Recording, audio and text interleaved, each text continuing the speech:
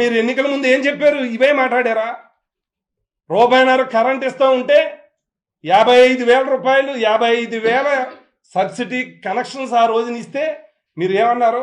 ఆక్వాజోనా non ఆక్వాజోనా ఏ ఎకరానికైనా సరే రొయ్యలు పండించేటువంటి ప్రతి రైతుకి ఉచితంగా సబ్సిడీ ఇస్తామని చెప్పినటువంటి మీరు ఈ రోజున ఈ 55,000 సబ్సిడీ కనెక్షన్లు కాకుండా ఒక్క కనెక్షన్ మీరు ఇచ్చినట్టు చూపించండి ఈ 2 సంవత్సరాల్లో. ఎందుకు మీరు ఇచ్చిన మాటను నిలబెట్టుకోవట్లేదు?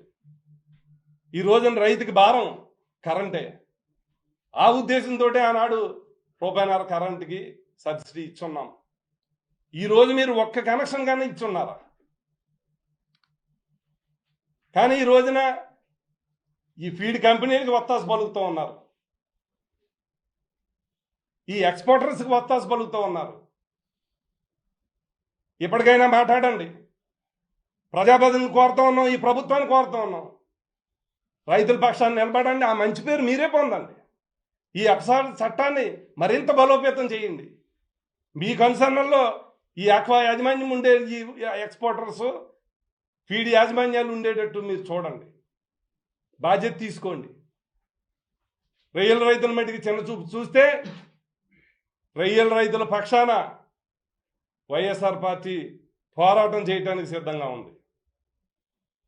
ఏ రాష్ట్రంలో లేకపోయినా ఈ రాష్ట్రంలో డీజిల్ ధరలు పెరిగిపోయి డీజిల్ దొరకనటువంటి పరిస్థితి ఏర్పడింది.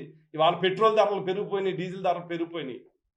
ఆ రోజున రొయ్యల రైతులు అంతా కూడా ఆందోళన చెందారు, కరెంటు పోతే జనరేటర్కి ఆయిల్ లేక. అక్వారంగం అంతా కూడా ఎంతో ఇబ్బంది పడినటువంటి పరిస్థితి. అంటే ఈ రైతాంగాన్ని ఒక పక్క యూరియా కొరత సృష్టించి మీరు రైతులని క్యూల్లో నిలబెట్టారు, ఒక పక్క డీజిల్ కొరత సృష్టించి రైతులను నుంచోబెట్టారు. ఇవాళ ఫీడ్ షాపుల ముందర కూడా మీరు రైతులను నుంచోబెట్టేటువంటి పరిస్థితి తీసుకొస్తా ఉన్నారు. ఎంతవరకు సమంజసం ఆలోచించమని కోరుతా ఉన్నా. రైతుల పక్షాన విజ్ఞప్తితో అడుగుతూ ఉన్నాం, మీరు కల్పించుకోండి, ఈ ప్రభుత్వం జోక్యం చేసుకోండి, రైతును ఆదుకోండి.